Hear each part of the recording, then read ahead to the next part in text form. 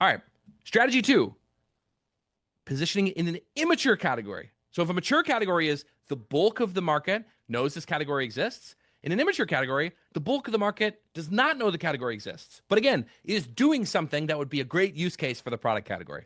So you think about this. This is those product categories that are like emerging. They're new. They're like nascent. They might be getting traction. You probably find a smattering of companies that have raised seed, maybe Series A. Maybe the biggest companies doing 5 million, 10 million ARR. There's no household name brands, but there's some traction, and you'll see multiple people adopting the same language of this category, keep popping up in different places.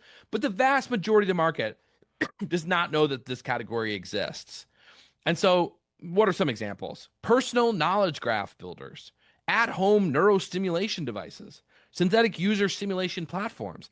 If I asked a poll, and here I'm like, how many of you have an at-home neurostimulation device? Probably most people are like, I don't know what that is. There are companies that are making these and they are making money, but the category is just still very new.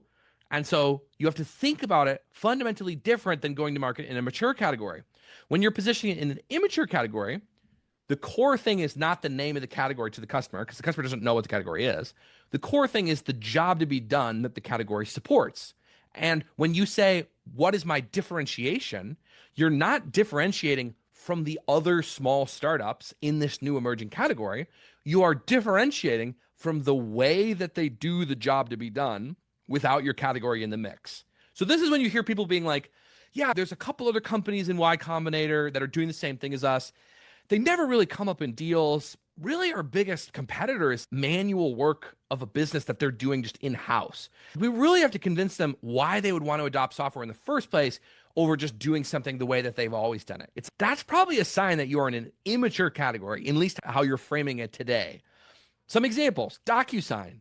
When DocuSign goes to market, they are not the only e-signature platform. They did not invent e-signature as a category, but the majority of people that they were selling to had never used e-signature.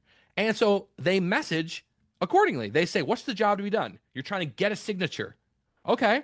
What differentiates us? We're the fastest way of doing that when compared to the way that you've been doing it before. Faxing, sending overnight deliveries of paper, all these delays. Who is DocuSign not talking about? They're not talking about other e-signature platforms because they're effectively pretending those platforms do not exist because the bulk of the market has never heard of them. Another example, Calendly. When Calendly goes to market, they're not the first scheduling tool. Doodle had been around for a while. Acuity had been around for a while. But again, the majority of people they were targeting had never heard of a scheduling platform. They'd be like, if you said, I have a scheduling platform, they'd be like, what do you mean, like Google Calendar? No, it's something more specific. And so what does Calendly do? Again, they ignore their competitors and they say, hey, what's the job to be done? You're trying to schedule meetings? Great. We'll help you do that. And what is our differentiation? It's not, here's why we're better than the other scheduling tools. It's why we're better than sending back and forth emails, right? We are a much faster way of doing it than sending back and forth emails.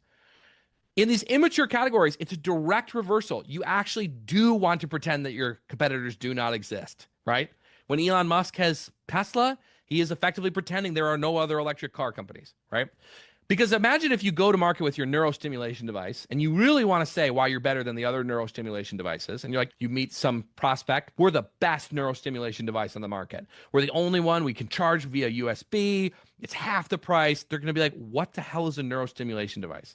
I don't care that you're number one in a category that I've never heard of. This isn't actually very interesting to me. So you first have to, again, explain relative to a job to be done, something they're trying to do, and compare to that. Ignore your actual direct vendor level competitors.